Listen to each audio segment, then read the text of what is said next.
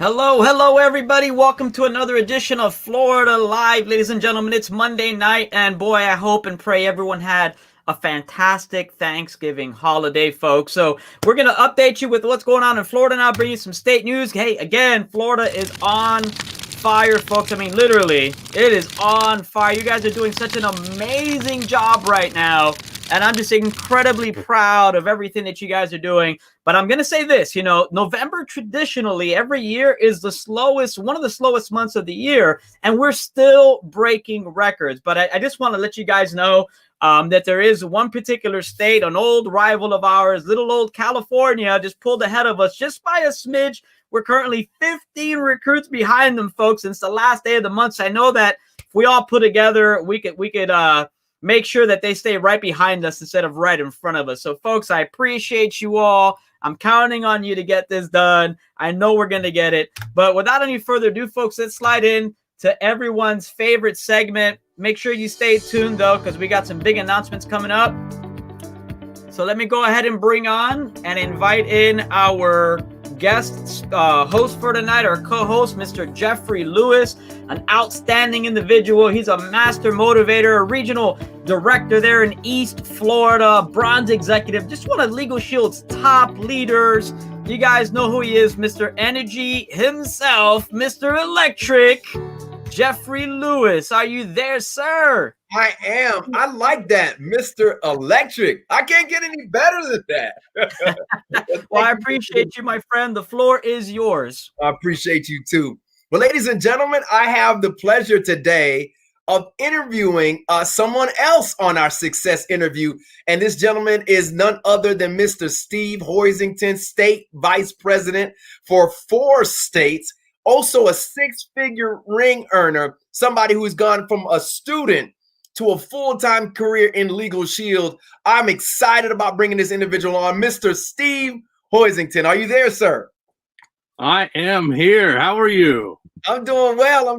How are things over there? It's good. We're in the Pacific Northwest. We have a sunny day today, which is great. We see blue skies, and I know we get a bad rap for getting a lot of rain, but it's not that bad up here. But Steve, it looks like it's raining right now over there. It's not, I swear. But I am in my Airstream. We bought an Airstream a couple months ago to my wife's a music teacher, and so she's doing Zooms at school at home now, and my girls are in college now. Everyone's doing Zooms, right? So yeah, I gotta get out of the house. So I've been looking at Airstreams for a while, and I bought this sucker. So I'm out in my Airstream on my property and doing a nice Zoom here. So when you're doing it big in Legal Shield, your man cave is an Airstream, not a room. It's an Airstream. Okay. Nice. Well, I want to jump right into the interview because I want to make sure we get as many jewels as we can from you in the time that we have. Let's just jump right into it. How did you get introduced to Legal Shield?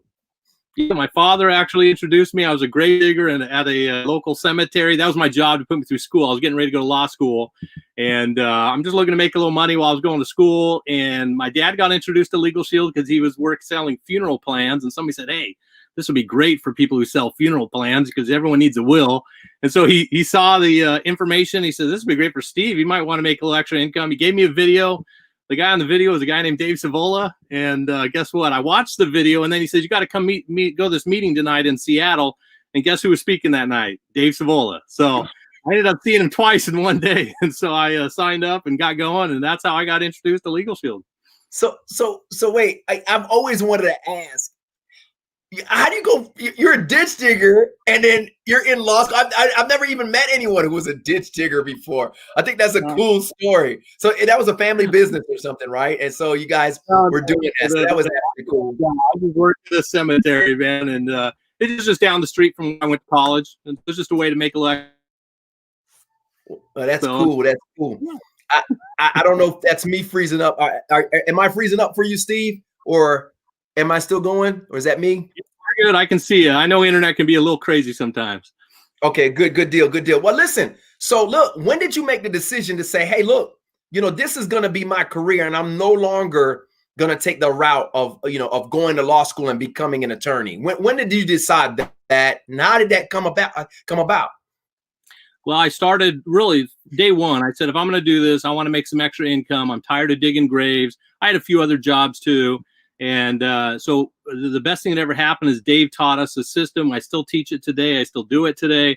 But that system, I said, if I'm going to do it, I'm going to at least not waste time. I'm going to go ahead and make sure I do it right.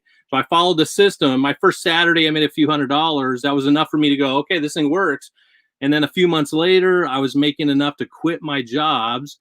And I still didn't quit school yet. And then a year and a half later, I walked away from school because I was making more than the average attorney makes walking out of law school. So, and I wasn't a six-figure income earner or anything like that. I was just making some good money for a kid that I know what attorneys make when they come out of school. So at that point, I'm like, I can always go to school. I mean, the school's always there. And by the way, my bachelor degree, it's the most expensive receipt on my wall. And so I always laugh about it because this is a great opportunity. If you follow the system, you can absolutely, and everyone's different. You have to gauge everyone differently on where you're ready to go. But that was for me. I just said, man, I'm making pretty good money. Why not keep working for myself? I'd rather be a stay-at-home dad. I don't want to have to go to an office every day if I don't have to. I was prepared to make a good income. I wanted to make a six-figure income, but boy, when I found a better way, why not? Steve, a lot of us have gotten caught in the golden handcuffs, right? And where we get these jobs and, you're making too much money to just want to leave so quickly, but not enough to be happy about it because you don't have the time and et cetera.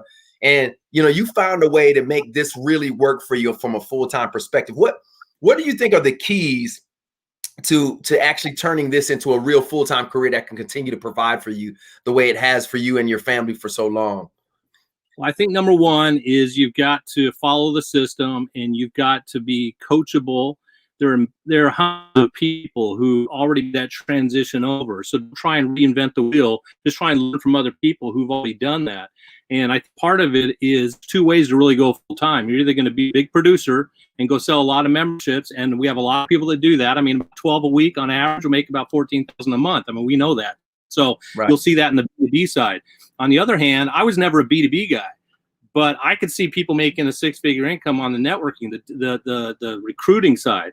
And so in order to become a good recruiter, I needed to be a good recruiter. I needed to be a good leader. I needed to be a good motivator. I needed to learn how to inspire people because no one's my boss and I'm not anyone's boss, right?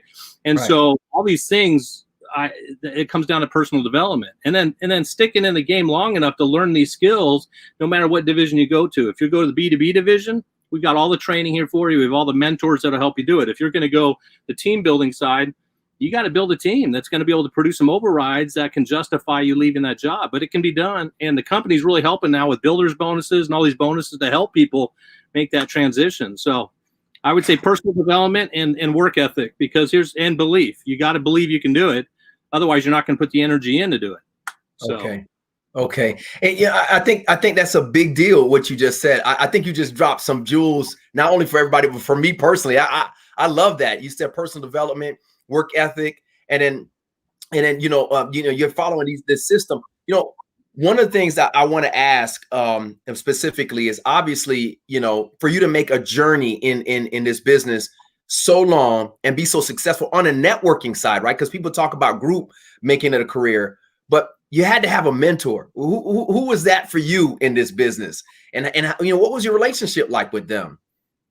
Well, I was fortunate. I was obviously brought on in the Savola organization, and so I got to know him pretty well. It was interesting. I met him on a Thursday, and I didn't talk to him for about a year and a half. I mean, I was like this little guy that was just trying to build his business. And then I remember one day, out of the blue, Dave Savola called me and left a voicemail on my voicemail. And it was one of those old answering machines. And I'm like, when I heard it, I'm like, Dave Savola called me. Oh my goodness. Man. I mean, that's when I knew I was starting to build my business a little more. He was noticing my numbers. But between that point and when I got started and when Dave did that, and of course, I built a stronger relationship with Dave and really that was great. But along the way, I met people like Larry Smith and Nick Serba and Larry Lemke and I mean, just some amazing leaders out there who even though some of them I wasn't on their team, but they would I would go to everything, man. Any live event, I'd sit in the front, I'd take notes. I'd be like, how can I improve? I'd always ask myself at every event, what can I do better? Because if they can do it, I know I can do it. I'm the human copy machine. I don't reinvent anything. But if someone else has done it, I'll just do what they're doing and have success and get better at it. And so, Danny Coteau is a great mentor of mine. I mean, I can go on and on all the ring earners. So, Don Thompson, another one.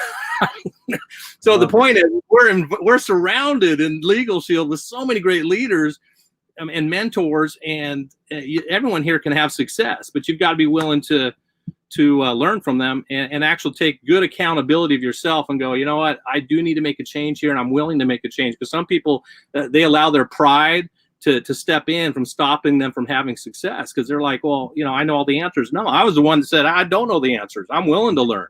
And by the way, I'm still learning. Zoom is new to many of us, right? I'm still learning Vimeo. I'm posting videos now. I never did these things 10 years ago, right?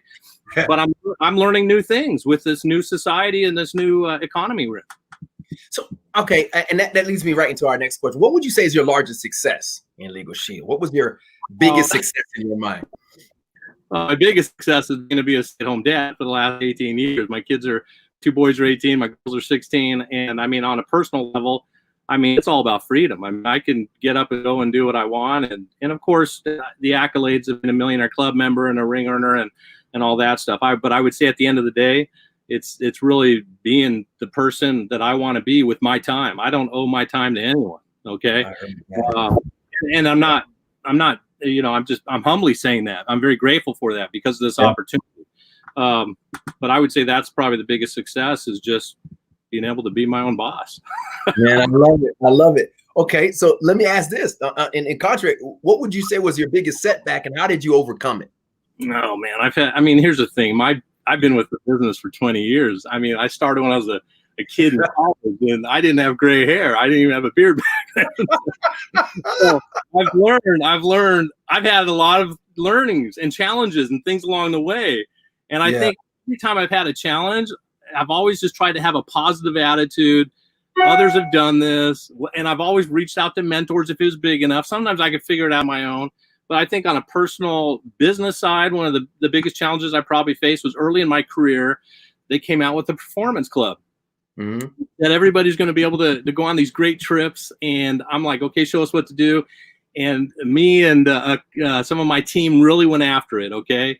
And we put all the numbers in, but we weren't doing it the right way. And our retention wasn't that good. And they didn't tell us a whole lot about retention at the time. Right. And I remember them emailing us and saying, hey, you're not going to be able to go. And this was the first Performance Club trip, okay? And I remember it knocked out some of the people on my business. They're like, well, dude, if I did all the work and I can't go on this trip, I'm out. And they left, right? And I remember going, oh, man. I mean, my business just went, right? But I remember going, you know what? They're trying to help me. I remember calling Dave Savola, and Dave's like, hey, you know what? Just trust me. You want to build a book of business. They're thinking long-term here. And so instead of quitting, instead of getting frustrated, instead of whining, I'm like, okay, well, I'll fix my retention. I'll fix this area that the company is willing to send me on trips. They just want to make sure I've got good retention, that my business is good. Yeah. And so I started doing that, and my retention slowly started building back up. I missed the first 3 trips, but I was in the Performance Club for those 3 years. And then eventually, I've been on every trip since. So here's the best part. Today, I've since, and Dave Savola was right, man, I earned out, which is meaning you these advances you get earned income every month because it's a book of business that you build. And we've earned out, 8, 9, 10 years ago.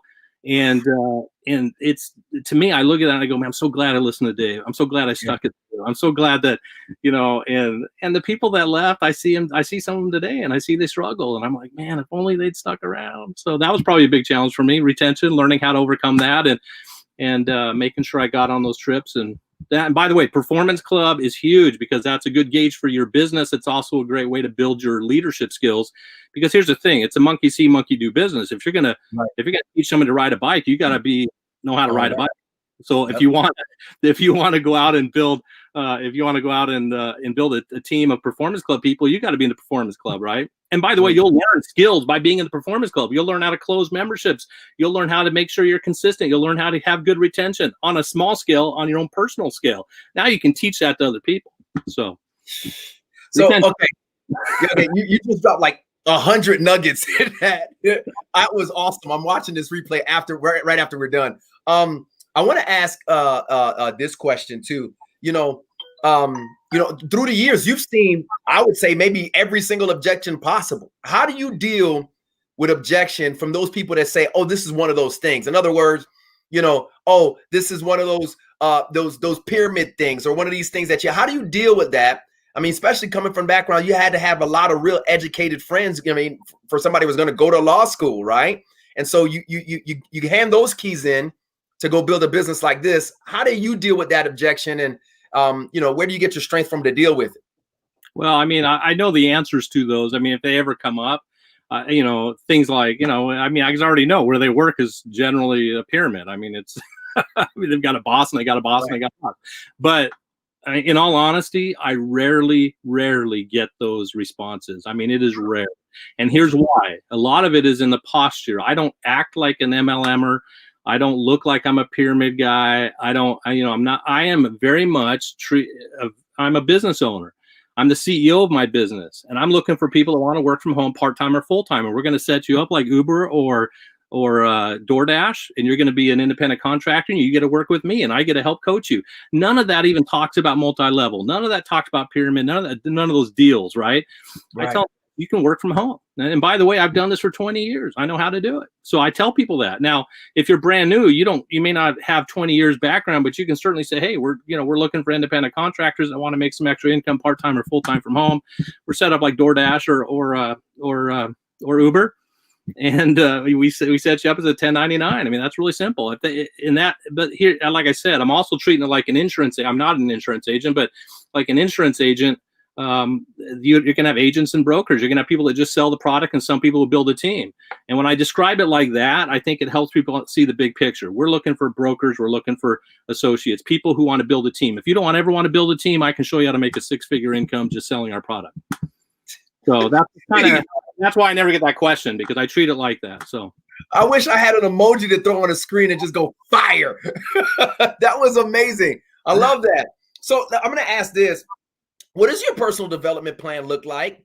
I mean, what do you do for that? Obviously, I mean, you've had a lot of leadership training and cultivation, and it's done well for you. So what does your plan look like in particular? Well, and I believe this. I've taught this to my kids. My son runs a 6-figure income himself, and he just turned 18, and outside of Legal Shield, he does it through his phone. So yeah, I know. And the reason I share that is because I look at it doesn't matter. Here's the thing. If you want to make more, you have to become more, but you've also got to be relevant, and meaning you can't just read one book and be done. Now there's 2 types of personal development. The first type is reading and learning and audio programs. And I do a little bit every day. We are taught 10 pages out of a good book or 15 minutes of audio. Every day I do that. And our company is awesome because we immerse you in this. I mean, you can log into Ellis Engage. You're going to see tons of ways to learn how to get better. Okay. So that's one way for personal development. The second way is activity. So here's the thing. You can read all the books in the world and listen to all the audio, but if you're not actually doing the deal, there's no way you can look at how you did. And so it's like riding a bike. If you never ride a bike, you got to get on, you got to fall off, you got to get bumped and bruised. And that's just part of personal development. Failure is personal development. So I always say that's my other part of the plan is I'm just active. I'm always learning. I'm trying to, just keep my activity high and go out and get beat up a little bit. I get no's like everyone else. I get people that mock just like everyone else. I mean, I get it all. But the thing is, I'm willing to go through the numbers to go find my next ring earner or my next leader. I'm looking for my link or my leader, a link to somebody or my next leader. So you're in the trenches. You're actually doing it. Oh, okay. Yeah. So, all right. My final question for you today is what's next what's Mr. Hoisington's next big goal? What's his next big goal? Well, I mean, I'm always focused on finding those leaders like I talk about. So of course, platinum, I've hit it one time in my career. I want to get there and be solid. I look at Cliff Malloy right now. That guy is blowing up. Yes, he is. And then of course I'm ready for my next ring level, and so I'm shooting for that and hoping to close that out by the end of the year or January 30th. So looking forward to that. And like I said, it's been an awesome ride with this company and what we're doing. So, and by the way, I think I'm number 8 in recruiting for the company this year. So this will be my. I'm not saying this at all to impress anyone. I'm just saying I'm doing the deal. So when I'm sharing these nuggets, I'm out there every day. I mean, the last 3 years, 2 years in a row, I've been in the top 10 in personal recruiting and in fast start qualifying. So this will be my 3rd year. I hope. I got 1 more month to go. So I mean, that's another personal goal. If you want to know, is I want to make sure I finish out in the top 10 in personal recruitings again. So 3 years ago. Well, Steve, I'm just gonna tell you, man. I love your energy. I just love the energy that comes out of you. I mean, you seem like a great guy. I see it coming for you. And if it's any consolation to you, a couple of the last 3 people that we've actually interviewed, or three of the last 5 people we interviewed have already hit another ring level since they've talked to us. So I'm just gonna say we're a good luck charm. I just want you to know that. I like it. Let's do it. Do you have any closing words for us as before we go back out? I would just say, hey, the biggest thing is it comes down to, I shared this last night on the Savola group, the tag group, the Advantage group, but it really does come down to the simplicity. If you keep it simple and don't gum it up, it'll work out. It's really about being consistent and putting the numbers in and then getting better. Okay. Getting better all the time. And so I would say start with your why. That's going to be your biggest motivator. Do you know why you're doing this? And do you believe you can do that in legal, you can achieve that in Legal Shield? So what's hurting you? What's the one thing that's bugging you right now? What would you want to change in your life? Well, that's your why. And let's figure out how Legal Shield can help you change that. And then after that, it just comes down to having a people to talk to, creating a list, and then going out and using a good script, which everyone knows. We can get them on the Ellis Engage, and then using the tools, and that's it. And I would say, hey, let's go make the best December ever. I mean, this is a great time to close out the year. I mean, here's the thing. I mean, how fortunate we are that when COVID has occurred in our country, that our company has pivoted. We're doing Zooms. We're exploding. We've got the right leadership. I mean, I imagine that, man. I mean, I've got friends who are attorneys who are struggling right now, and I was almost an attorney. So I think my thing, hey, it's good. Life is good. We're blessed. Yeah. We are definitely blessed. You're right about that. You are right about that. So, well, Mr. Hoisington, it's been a pleasure talking to you. I look forward to our opportunity to speak to you again one day. Ladies and gentlemen, as we always say here, we love to spend times with greatness, and that's it for us on Interview with Success. Back to you.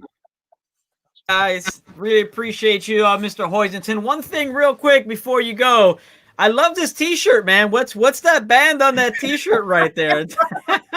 I love it. Coldplay, man. My wife took the family to the concert. It was their last concert that they put on in Seattle. It was awesome.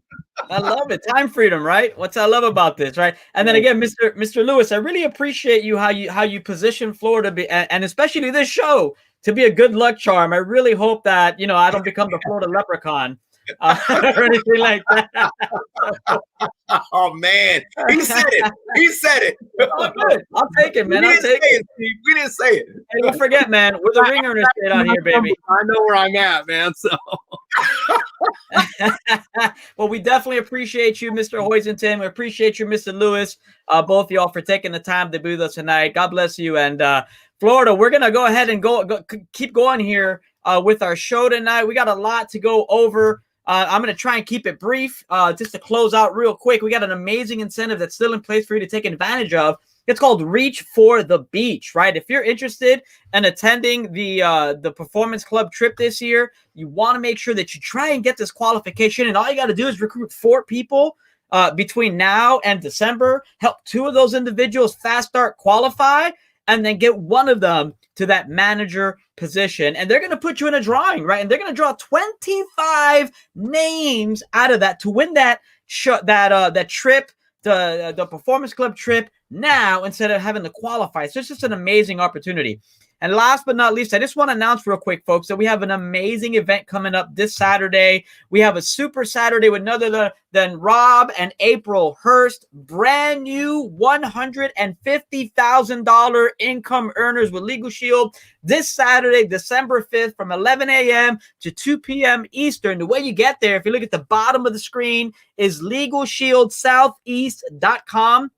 Again, that's LegalShieldSoutheast.com. It's also on the Legal Shield calendar, so you want to make sure that you get there because it's going to be an outstanding event. We got a couple of special interviews and a lot of great nuggets. We're doing something a little different this time, so you want to make sure that you attend that. Also, make sure you're attending your weekly trainings in every region here in Florida. Go find it on the calendar. If you don't know where these meetings are, you can definitely find them. Every region, we have weekly trainings, weekly meetings that you could plug into via Zoom so you can meet and stay connected with local leadership. And then again, folks, we're here every single Monday night bringing you the best nuggets from all around the country. Right now, we bring you the best, the top brass here in Legal Shield to share with you. We do trainings. We help break down incentives.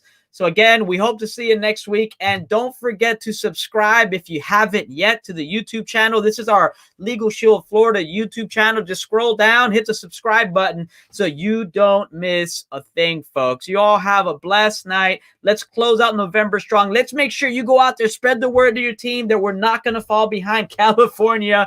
Let's get this done, guys. Have a great week, and we'll see you next week on Florida Live.